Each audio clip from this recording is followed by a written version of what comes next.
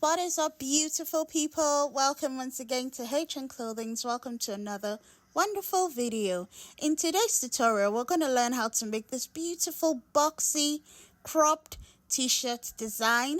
I'm using this beautiful colorful Ankara print to make this design, and this is how the result of the shirt looks. Is absolutely beautiful. So if you want to see how to make this t-shirt, please do keep on watching, and let's dive right into today's video.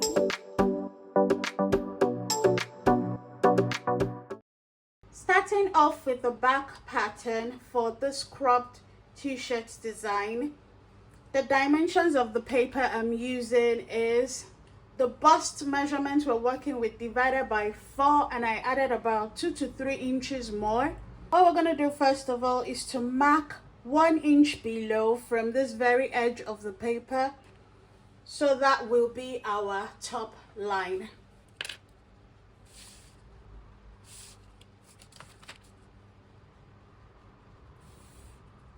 This is where all the measurements will begin from. So this is the shoulder line, the top line. Let's put the shoulder line. And this is our center back, the CB. Now from the shoulder line, we're going to mark our horizontal measurements. The first measurement we need will be from the shoulder to the length of your top. Usually crop top sits just along the navel point, where your navel sits. I want it to cover the navel, so I'll be doing 1 inch below the navel. So I'm going to be using 18 inches.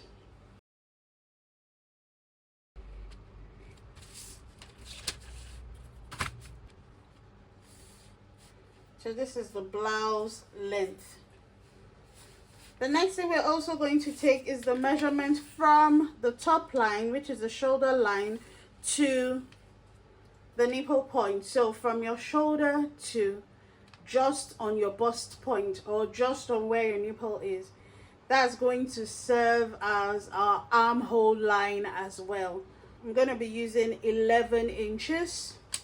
So I'll mark that point. And I'll draw my line.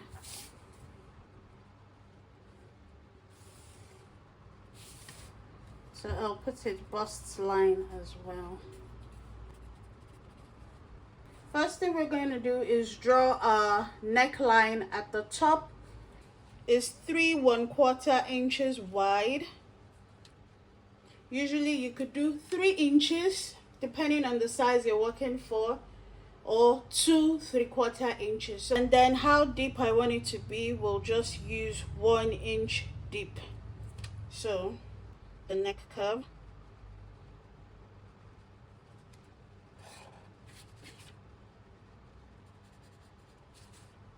Great.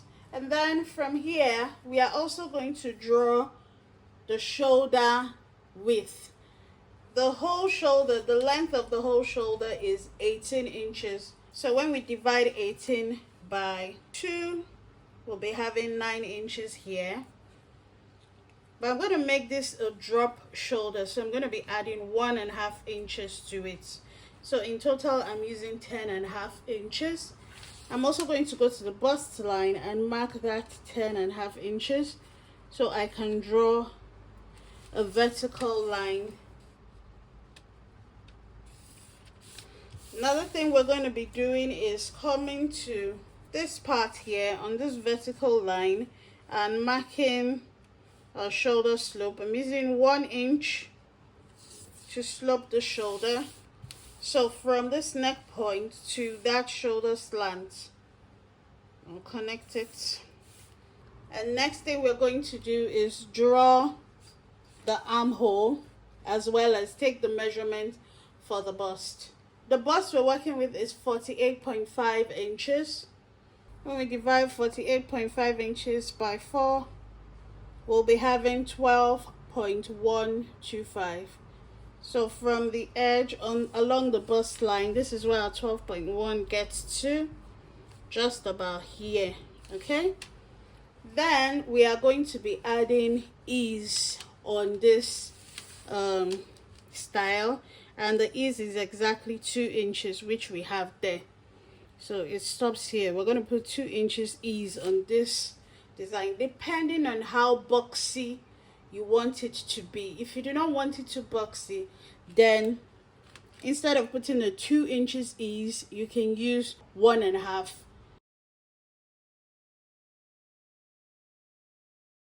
And that means that along the blouse length, which is the hem of this, is still going to get to this very edge. However, to put a bit of style and personality into what we are creating, we can decide to just come in by 1 inch so that we have a shaped top. Okay, so this is what we'll be having. I'm putting my 1/2 inch sewing allowance along the shoulder. I'm also putting my 2 inches sewing allowance along the hem, and now we can cut up the back.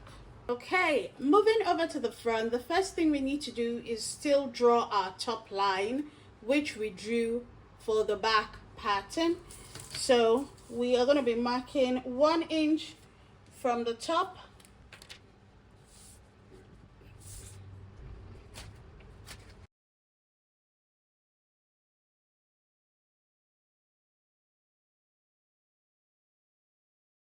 Now the next thing we need to do is plan out the button stand. So we're going to be using 2 inches for the facing covering, and then we'll use 1 inch for the button stand. 2 inches and 1 inch. So in total we're using 3 inches from the edge of the pattern, from the center front.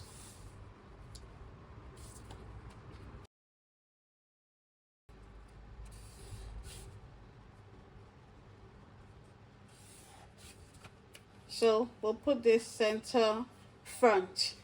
Now that we've drawn our vertical line, we'll then go ahead to put in our horizontal measurements.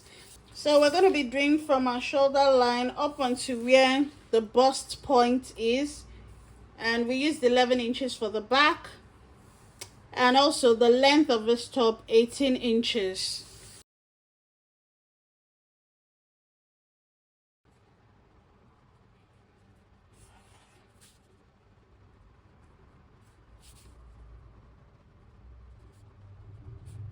Great. So we'll move on to the neckline.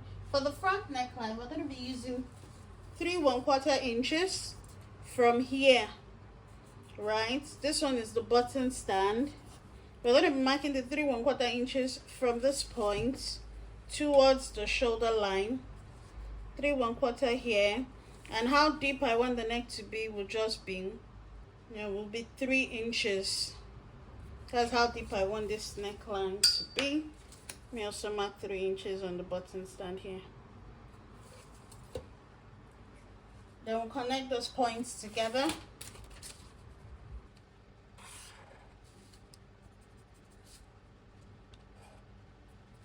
Very good. The next thing is we're going to be measuring the shoulder width. So from this mark here, the shoulder width is 9 inches, and remember we added 1.5 inch, making it 10.5 inches. We're also going to mark 10.5 on this bust line here and draw a vertical line. So when we divided the bust, remember we had 12.1 inches, which was just about here, and then we added 2 inches for ease, so it's getting to about here now. And then that's the same thing we'll do here, 12 and 12.1, and then 2 inches for ease, just about here. And then we'll connect that point, the vertical line.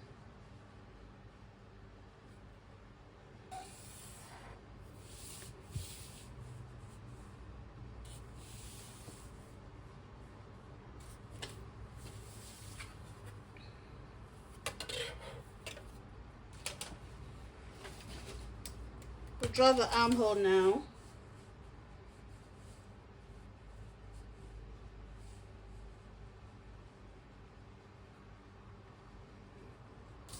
Great. We'll also draw the slope. We're using 1 inch.